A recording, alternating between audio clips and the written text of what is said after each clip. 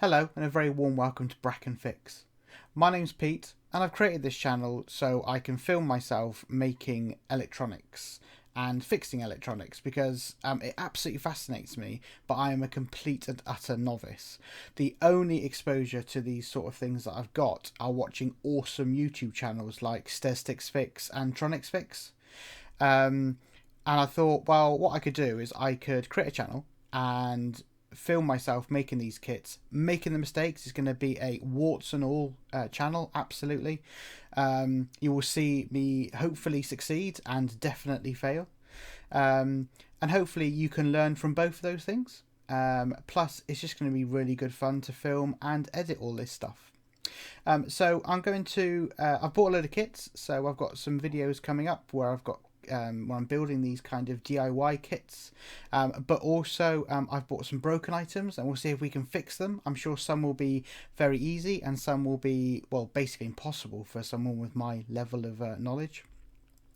But for the first video, I thought it'd be really good to do a review of my TOMLOV DM4 digital microscope.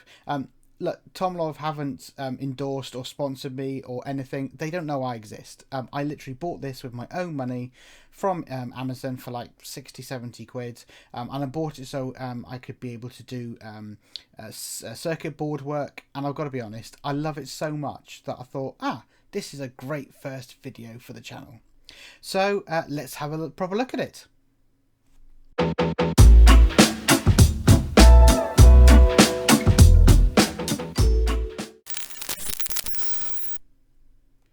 So here is the TOMLOV DM4. It is a 4.3 inch screen with a 50 to 1,000 times magnification. I'll be honest, I don't really know what that means, but I do know that when I put things underneath, they look really good, so I'm a happy man. This bottom piece here is really sturdy aluminium, as is all of these parts here. So with this, you can change the how high the actual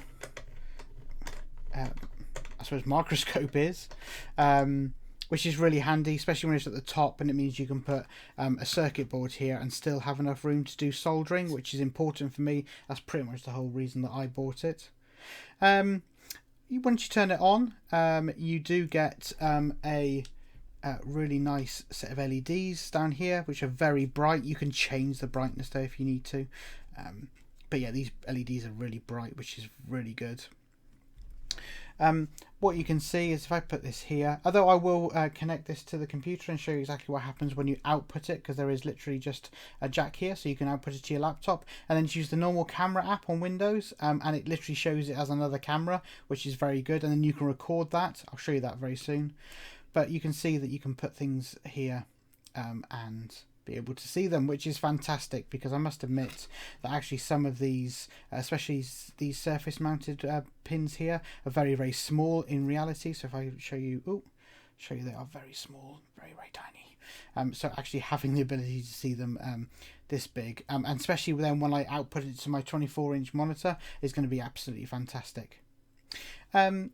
On the actual camera itself, it does have a menu where you can change a number of settings. So you can change it from 720p to VGA if you want to. You can put the timestamp, which is this one down here, should you want to actually see it, or should you actually want to use it. I just realised you can't see it. Oh, there we go.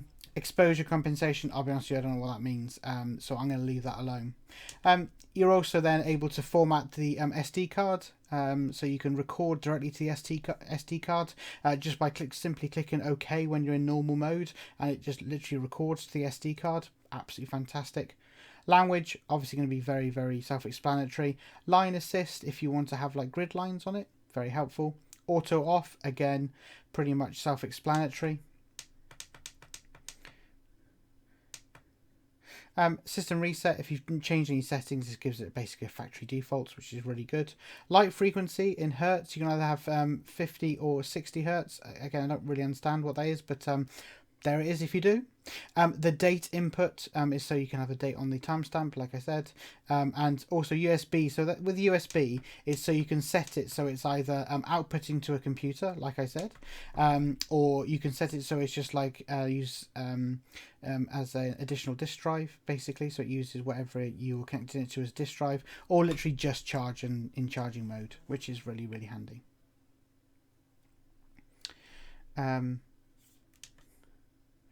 And then you've also just got the version, so you can tell which version of software you've got, which is great. So I've got version 1, which is brilliant, I guess.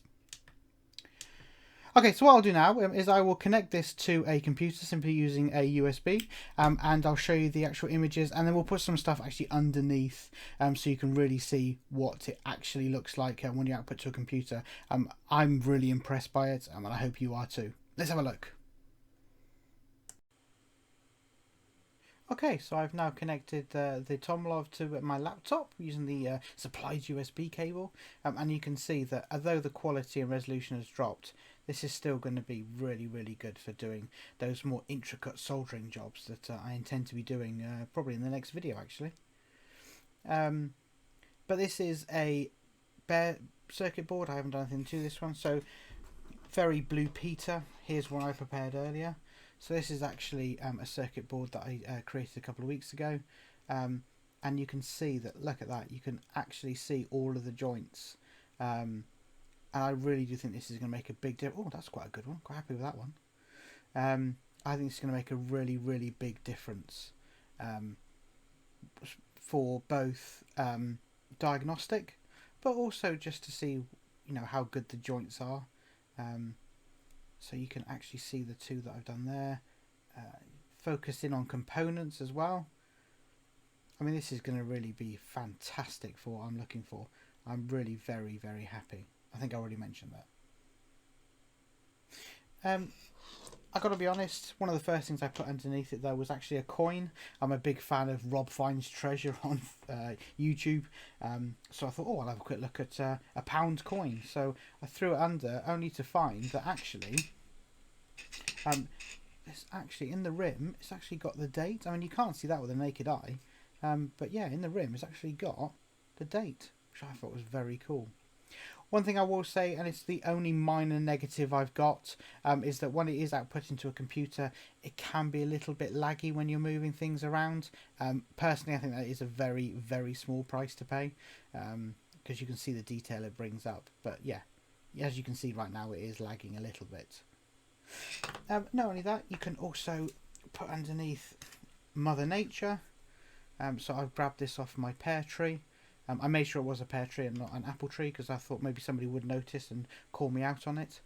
One thing that's quite cool about this leaf is I didn't realise it actually has a little bug on it. I'll be honest with you, the bug does not look in good shape, unfortunately, but there is a bug there. Absolutely can't see that with the naked eye, but that's definitely some sort of bug, isn't it?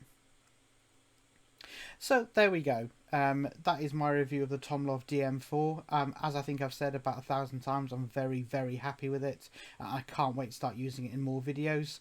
The next video I think will be a DIY kit video, probably with that circuit board that I showed you to begin with. So yeah, I hope to see you then. Thanks very much. Bye bye.